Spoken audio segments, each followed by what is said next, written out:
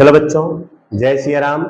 And please stop writing. आप लोग जो लिख रहे हो लिखना बंद कर दो और ध्यान से समझो। अभी हमारा लास्ट प्रवृत्ति है परिचालन प्रवृत्ति से उद्भव रोकड़ प्रवाह। तो परिचालन प्रवृत्ति से उद्भव रोकड़ प्रवाह पत्रक अगर तुमको बनाना है तो ये 5 स्टेप आपको ध्यान में रखना पड़ेगा। वैसे आपको किताब में तो ये स्टेप नहीं दिया है, बट मैंने मेरे हिसाब से ये स्टेप बनाया है। बराबर, ये स्टेप फॉलो करोगे तो आपको कुछ याद करने की जरूरत नहीं पड़ेगी।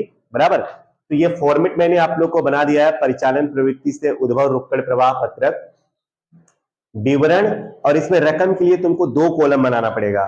बराबर, तो पहला स्टेप आपको इसमें क्या लिखना है?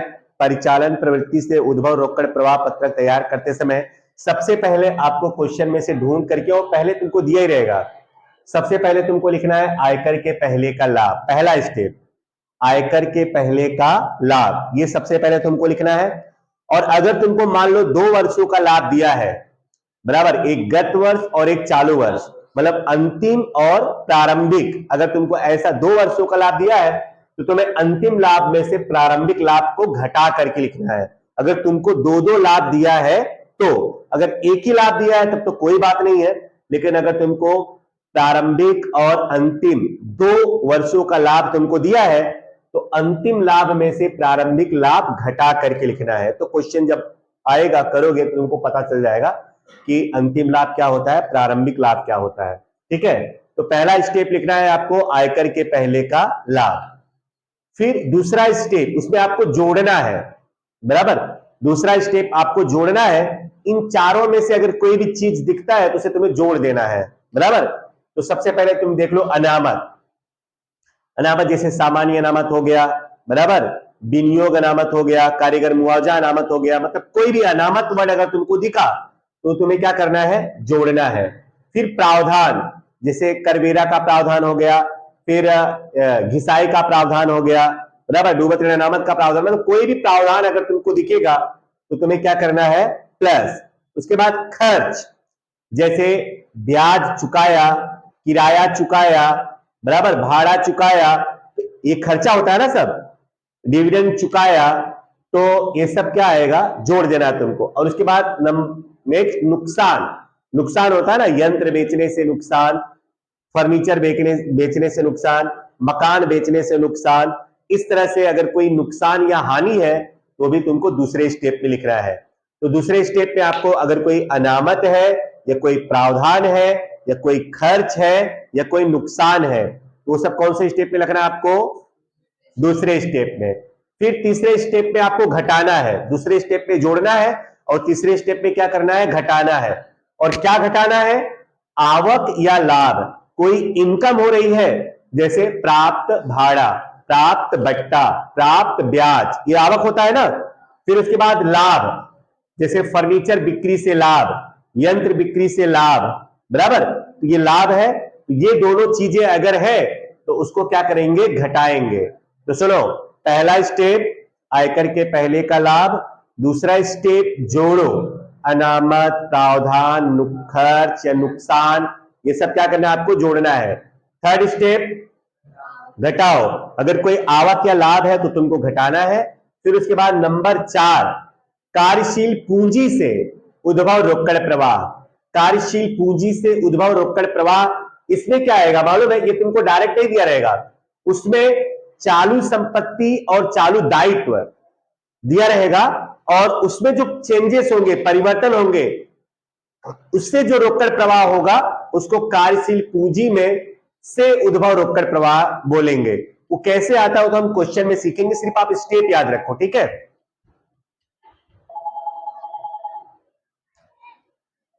आप सिर्फ स्टेप याद रखो।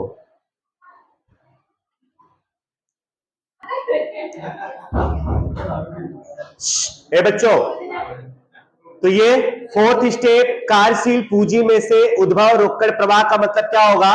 चालू संपत्ति तथा चालू दायित्व में परिवर्तन से उद्भव रोकड़ प्रवाह।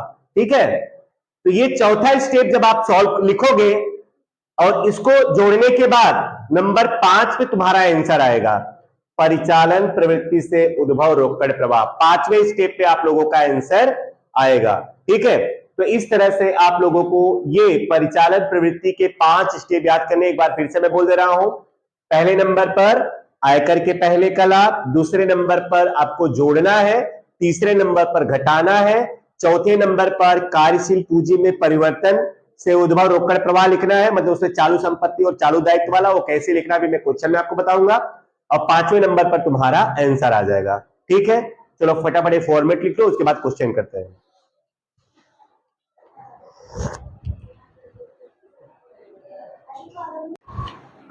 चलो बच्चों, अब हम लोग करते हैं क्वेश्चन नंबर 15, पेज नंबर 285।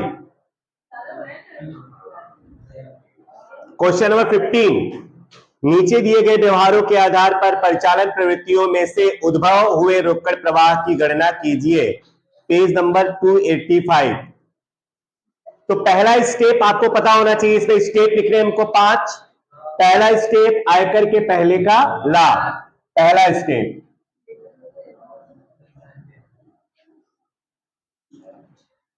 आयकर के पहले का लाभ, देखो दिया है ना 99,000, 99,000। चलो दूसरा स्टेप आपको याद होना चाहिए, जोड़ो। जोड़ो में मैंने लिखवाया था एक तो अनामत, और क्या जुड़वाया था, प्रावधान, खर्च और नुकसान। चलो ये चारों में से जो भी चीजें होंगी उनको क्या करेंगे, जोड़ेंगे। तो चलो आयकर का प्रावधान, प्रावधान है ना, तो यहां पे आएगा आयकर का प्रावधान कितना है, 29,000। उसके बाद सूचित डिविडेंड, ये भी खर्च है, सूचित डिविडेंड कितना है,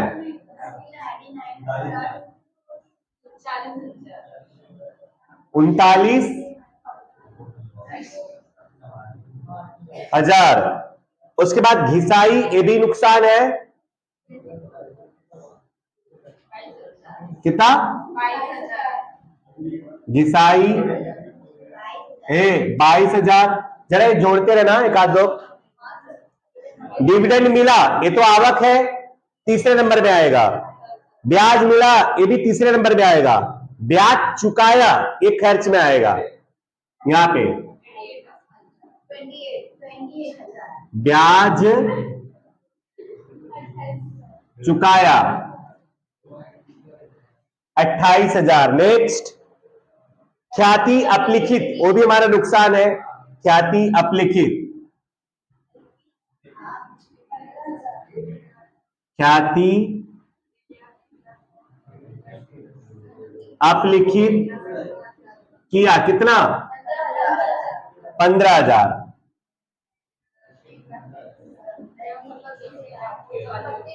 वो तो तीसरे वाले में आएगा, लाभ है ना। चलो अब जोड़ो, 1,00,000। चलो बच्चों अब इसमें जोड़ दो, नहीं तो रुको अभी। फोर्थ नंबर क्या है, थर्ड नंबर क्या होता है, घटाओ।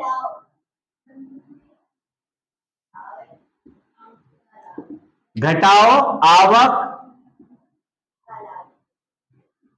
या लाभ, आवक या लाभ होगा उसको क्या करेंगे, घटाएंगे।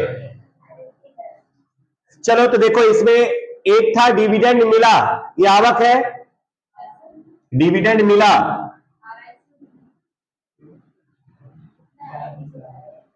डिविडेंड मिला कितना है, 20,000।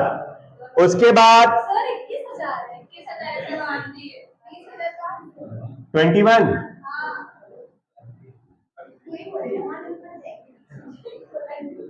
ब्याज मिला, उसके बाद डिविडेंड मिला के बाद ब्याज मिला, ब्याज कितना मिला? ब्याज मिला 20,000 है।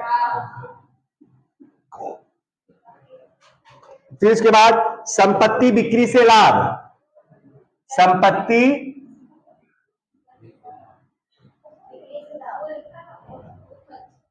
संपत्ति बिक्री से लाभ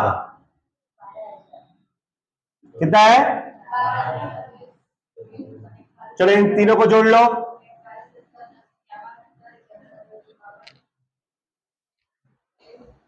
जोड़ो फटाफट। 21,000, 20,000, 53।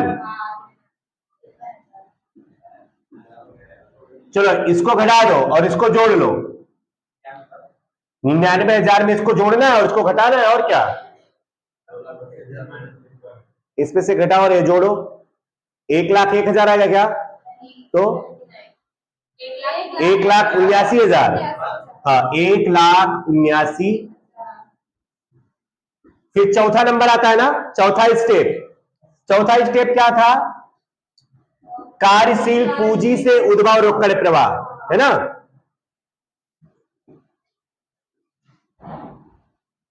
कार्यशील